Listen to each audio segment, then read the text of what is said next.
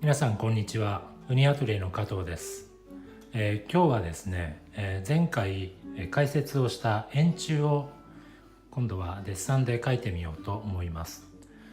いつも結構動画長くなっちゃうので、今日は10分タイマーを測ってとりあえず10分間どこまで描けるのかなっていう感じで進めてみようと思います。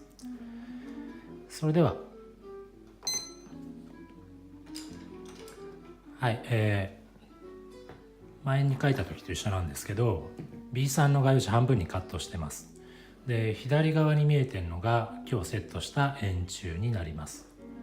これも毎度のことなんですが、右上から光を当てて左下に影ができるようにセッティングしてあります。では早速描いていきましょう。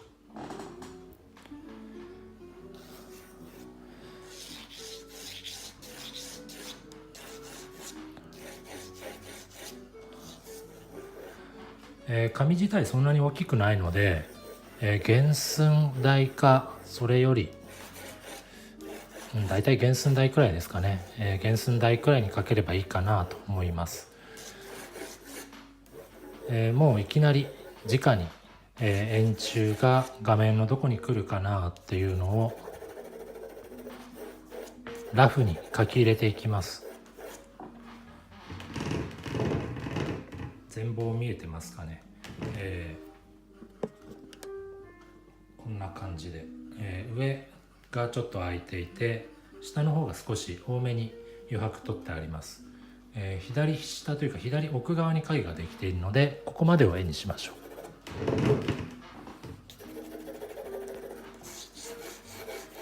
う。使っている鉛筆はステッドラーの今 4B になります。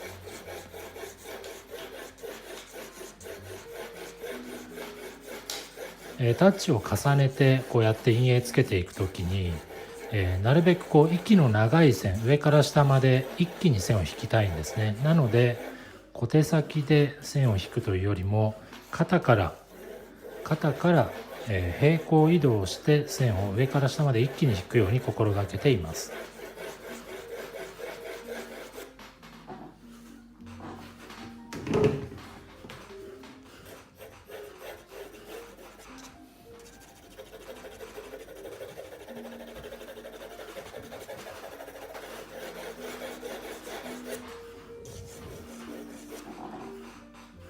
だいたいこんな感じですかね。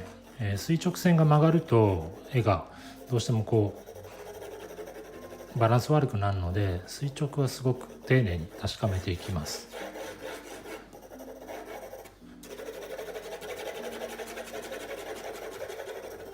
はい、大まかにですけれども影つけてみました。こんな感じかな。まだね全体ぼやっとしてますけれども、印象はこんな感じでいこうと思います。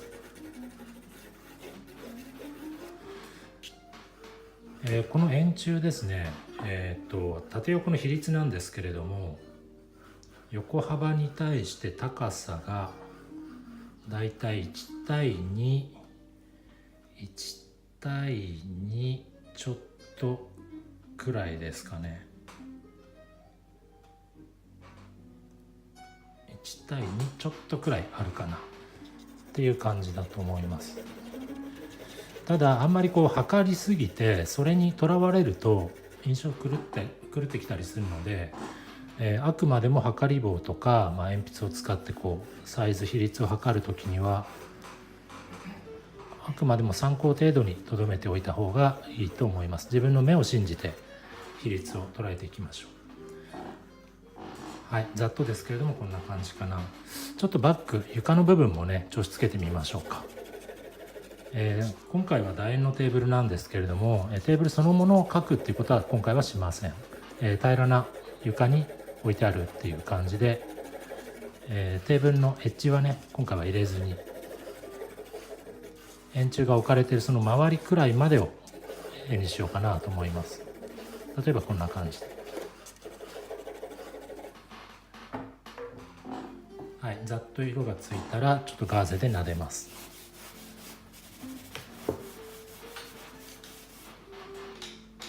はい、今まで鉛筆 4B で進めてきましたが、この辺で 2B に持ち替えて、少しね硬い鉛筆で形を整えていきます。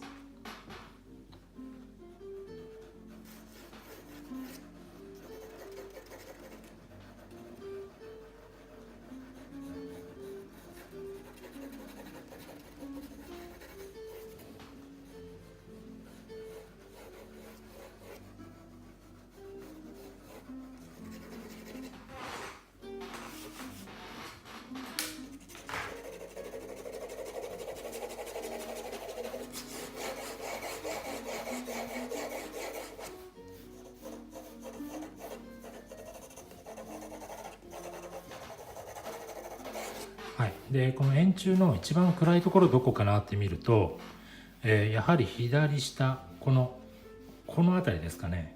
この辺りにできる床に映る影が一番暗く見えてるかなと思います。で円柱本体の中ではどうでしょう。この辺りが一番暗いですかね。左上楕円と接する側面の辺り、この辺が一番暗く見えてるかなと思います。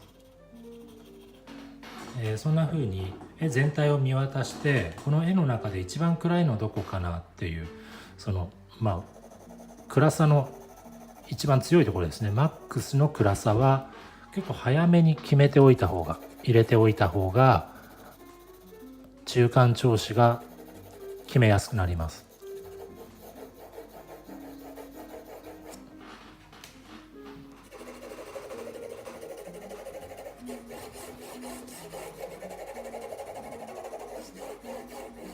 はい、結構周りも同時に描いていきます。特に右側面、この辺明るく見えてますよね。円柱の右側面の明るさ、表現したいので、その周りのこの床面ですね、床をしっかりと調子をつけておきましょう。何度も言ってる気がするんですが、若干こう右上がりだったり左下がりだったり、このテーブルの奥行き、角度に合わせてタッチの向きも、手前から奥へジグザグに見ていくといいと思います。あと書きにくい時は向きを変えてもいいと思います。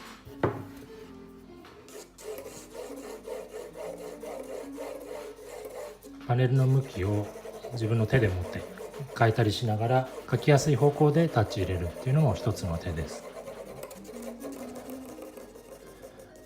あとどうしてもこのタッチが間隔が広くなりすぎてすだれみたいになりやすいので、なるべくこう鉛筆の側面を使うようにして、間隔が空きすぎないように、タッチがこうまばらにならないように丁寧に、鉛筆のねこのハッチングの線を重ねていくようにした方がいいでしょう。はい、だいぶぼやけてきた感じですね。形整えていきます。前回覚えてますかね。上の楕円に対して下の楕円は若干丸みが膨らんで見えてるかな。丸みがちょっと強いと言いますかね。潰れないように、形が潰れないように気をつけましょう。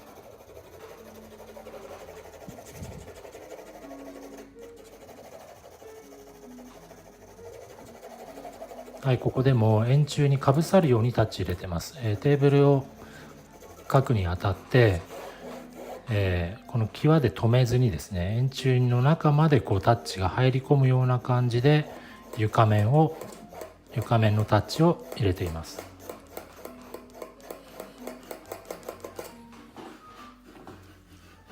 その後円柱の明るい方を練りゴムで消して形を整えていきます。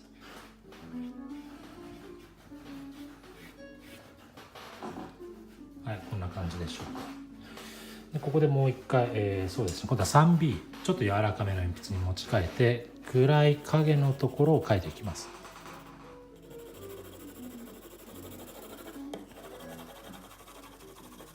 タッチの向きは様々です。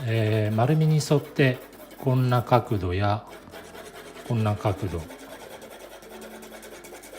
特に決まりはないですから、自分で感じる面の向きに沿ってタッチを重ねていきましょう。丸みが出るようにいろんな方向でねタッチを重ねていった方がいいと思います。垂直、それからこの楕円に沿ったタッチだけではなくて斜めのタッチも入れてみます。